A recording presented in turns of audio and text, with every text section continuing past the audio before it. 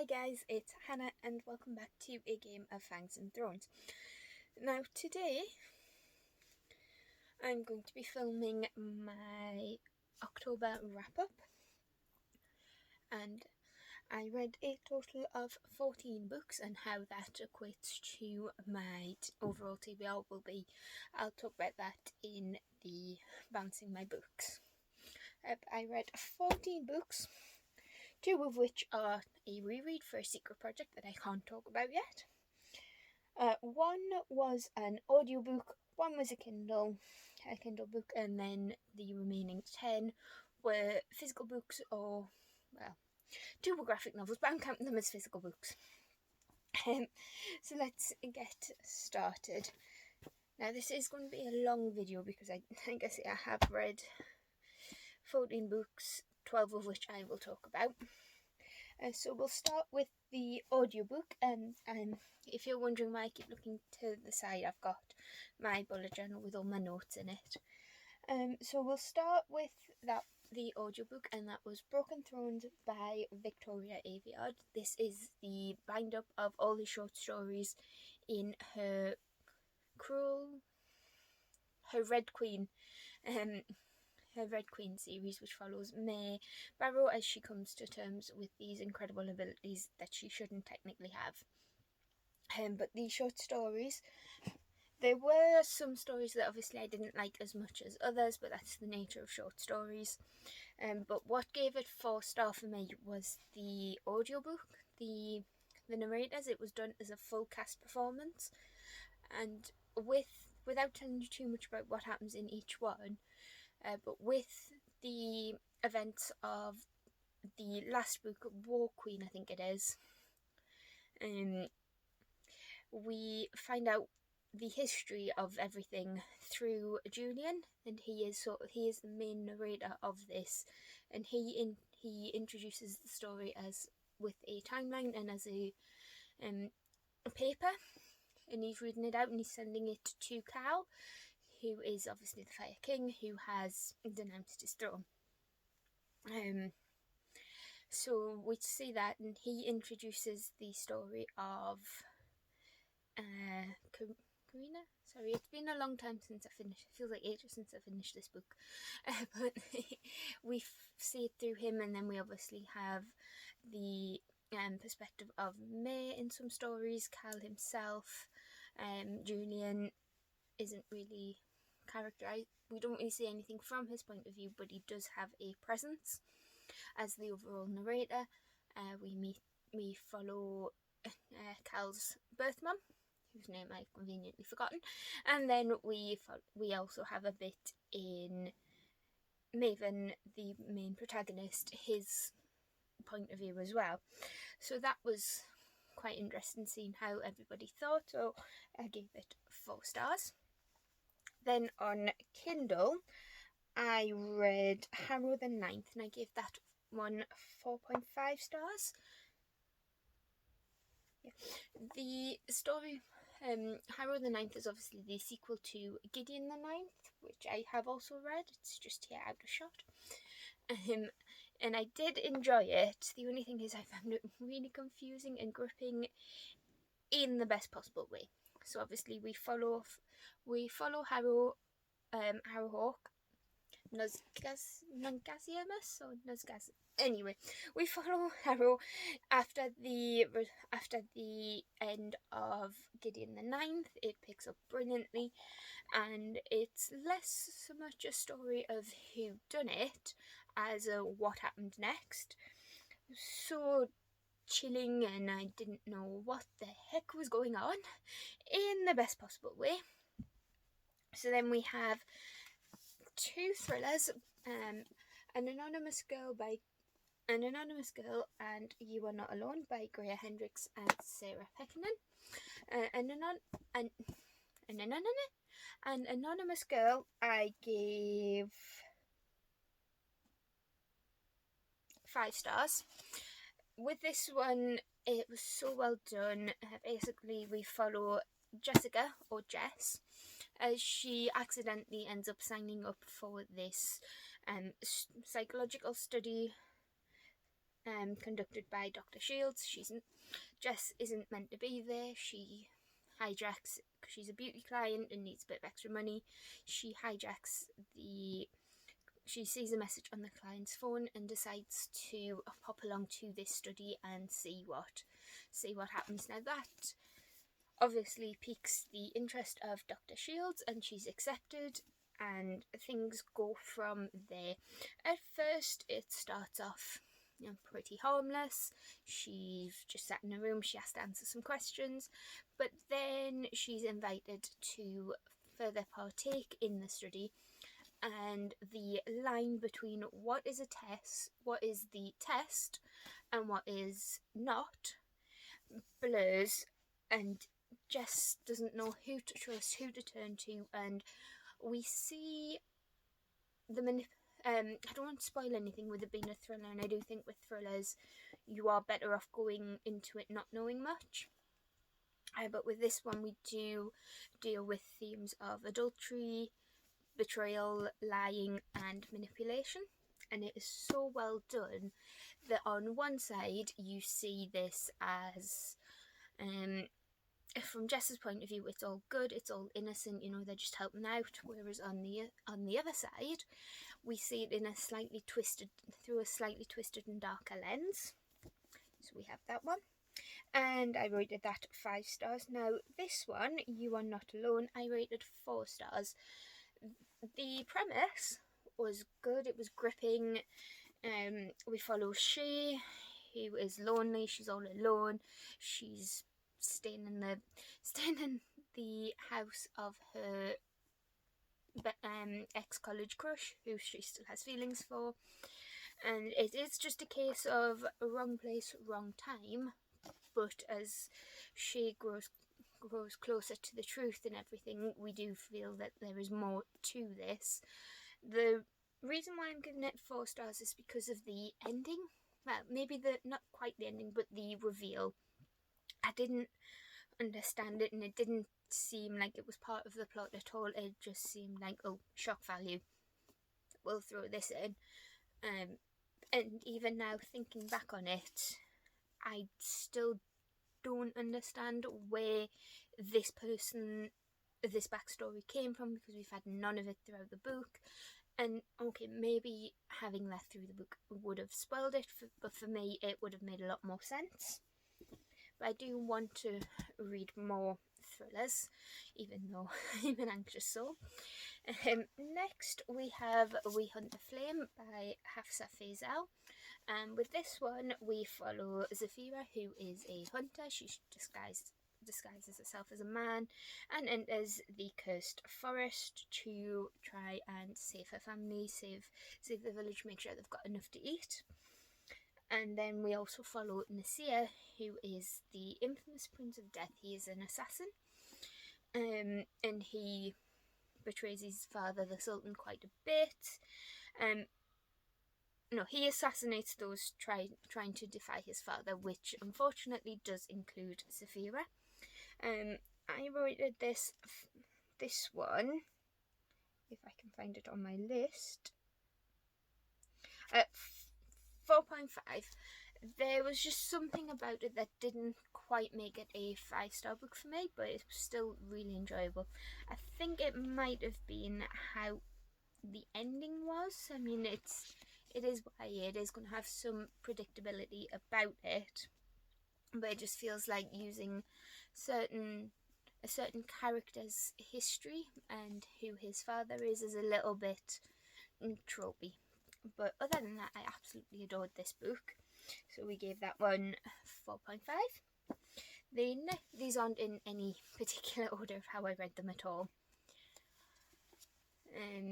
But then we have The Babysitter's Coven by Kate Williams. Now this one I did give 4 stars, and to be honest it was a lot of fun. Going into it I didn't think it would ever be a 5-star book for me, just because it always seemed a bit fun. But basically we follow Esme, who is 17 years old and has a babysitting club, and she knows it's gross and lame, but whatever, she enjoys it. And at the moment everything seems to be going wrong for her, but then enter Cassandra Heaven, who is the complete opposite to Esme. She's Instagram model hot, and yeah, but basically this is just a fun little Halloween romp. If you don't want to be super scared, it is actually set at Halloween. But it follows Esme and Cassandra as they find out that there's more to their town than they realise. Well, obviously Cassandra's just moved in with her brother, and it was just, okay, it was predictable, especially with the way the brother plays into the story and how everyone around her just conveniently forgets what happens at Halloween, as well as the kids. But basically we find out that Cassandra and Esme's parents, their mothers, were part of the Sitters, so this gives me major Buffy the Vampire Slayer vibes. And I think it does reference some classic babysitter horror like Scream and things like that. So that's where and there is this connection between Esme's love of kids, and there is an element of this that I did really enjoy, which I didn't think it would take this route. But basically we have Esme's mum, who obviously was this great sitter, and something happened to her in the past which meant she has had a complete and utter mental breakdown. She's almost as if she's a shell, with a bit of Guillain-Barré syndrome, just not as severe. Guillain-Barré syndrome is locked-in syndrome, if I've got that right. But she can't remember anything. She's a hoarder, so they all put it down to an undiagnosed mental illness. But as the story progresses, you realise that there's more to it than that. But I just thought it was very well done. And now what's the dog called? It's a pig. But yeah, there's a cute little pit bull in here as well. Then we have the first 5-star book, and this was Forest of Souls by Laurie M. Lee, and I rated this 5 out of 5 stars. The relationship between our main character Saoirse and her best friend Single, I hope I'm saying that right, is so pure, so true, that I had to keep flicking back to remind myself that they weren't sisters, they were just friends. But yeah, in this one, it is doing the rounds at the moment, and I think it's partly because of how brilliant it is, and because it was featured in Fairy Loot. But this book obviously follows Saoirse, who is training to be the spy for her kingdom, for her queen, but then disaster strikes when these shamans attack and kill Singo. Then Saoirse somehow restores Singo to life, and that's not a spoiler, it says it on the synopsis. But basically what follows then is Saoirse trying to understand how she brought her friend back, and why the Spider King Rowan is only now just getting involved. So without trying to give too many spoilers, you should read this book. But I will say, if you are slightly scared of spiders or squeamish about blood and the body horror element, this probably isn't the book for you. If you've read it, you'll know what I mean. There's a scene towards the end of the book when we get the big reveal, and there's that character that turns it into a big giant spider. If you don't like spiders, just be aware that spiders do feature quite heavily in this book, and there are some quite graphic scenes and depictions of spiders. but once you get past the spiders, you're fine. It's so enjoyable. I couldn't put it down. Even though I know who the bad guy is, I still don't trust half the people in this book, even though I don't know if I'm supposed to or not. The only person I trust is Seisha and Singo. That's all I'm saying. So that got 5 stars. The next one is Viper and Venom, both by Bex Hogan. Viper is book 1 and Venom is the sequel. So I'll try not to talk too much about this one because obviously it'll spoil this one. But basically with this series we follow Marianne, who is 17 and training to become the Viper, who is sort of like the defender of the 12 islands where she lives. I'm just going to so we follow Marianne, who is training to become the Viper and who is like the defender. He's a big pirate king and he's also her father, and he is ruthless.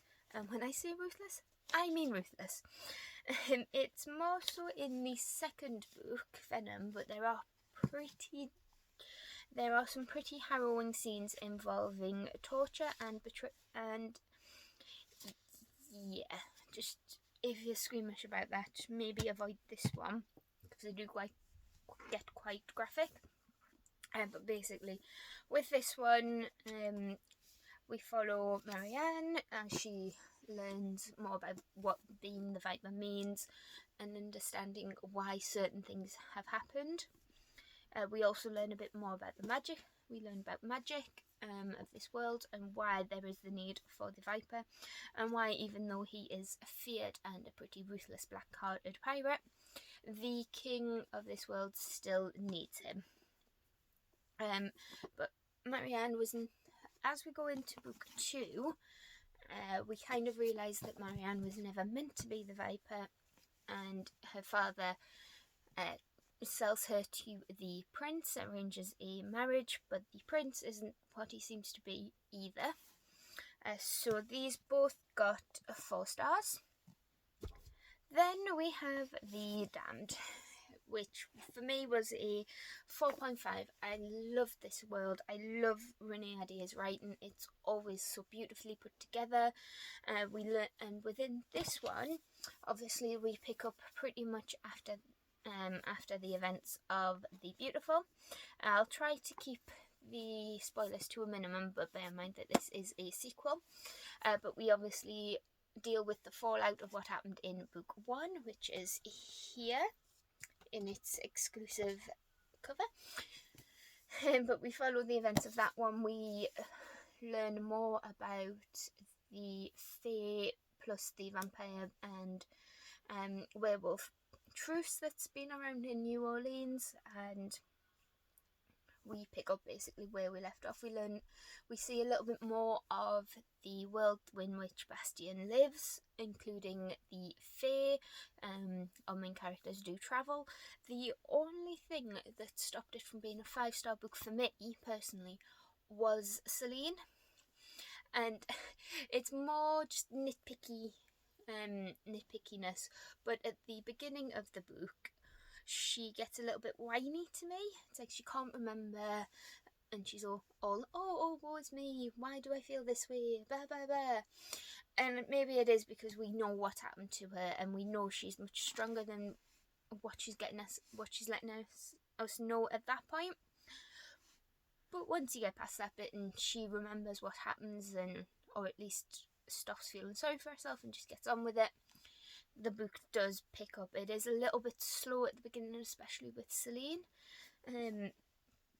But yeah, and I so hope there's more. Tell me, wasn't The Beautiful supposed to be a standalone and then The Damned was tacked on? So does this mean we're going to have a series? A trilogy at least, because the ending of this just asks more questions than it answers. Then we have the 2 graphic novels. We have The Wicked and the Divine Volume 3, which is commercial suicide. This one I did give 4 stars, and I think that was just because I'd left it too long between volume 2 and volume 3. It took me a while to remember what was going on, but I still don't really understand what's going on, but the art is beautiful and the story between it. But basically in this series we follow the 12 gods who are stuck in this cycle where every 90 years they return as young people. They're given, they are only given 2 years in that form, and then they die, and then it starts all over again. And in volume 1, we do follow Lucy, or Lucifer, and Lucifer is killed. But then we follow the fallout of that. In book 2, another god dies, and so we are just trying to find out, one, who's killing these characters, and obviously why, and there's something about Morrigan in this one as well, and I love Morrigan. She's so gothic and dark, and she doesn't care. But yeah, we gave this one 4 stars. And then we have Monstrous volume 3, which is Haven, and this one I gave 5 stars as well. I think I'll always rate graphic novels high because of the storytelling in them, because they have such a beautiful picture.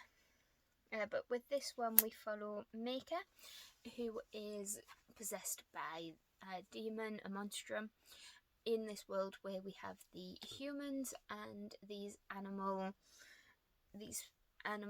human hybrids, and there's talking cats. I'd give it 5 stars just for the cats. In this, he's brilliant. But we follow Maker, who is obviously trying to find out why the monster in her wants her, how she can get rid of it, and how she can stop the war between the humans and the Animos. I want to say Animos. That's going on, and they are some scary ass nuns. I don't think I'll ever look at nuns the same way. But yeah, that's all that I read this month. I am thinking, because I've been talking for quite a while, or at least it feels like that, I am thinking about maybe doing a mid-month wrap-up, because then obviously the books that I've read at the beginning of the month will still be fresher in my head, and I'll be able to give a more concise summary slash review of them, rather than me just going I can't remember. But let me know what you read in October, and if you agree with what I've said, if you disagree, but let me know. And for this video, the emoji I would like you to leave, if you've got this far, is a pumpkin. Let's hang on to Halloween for as long as we can.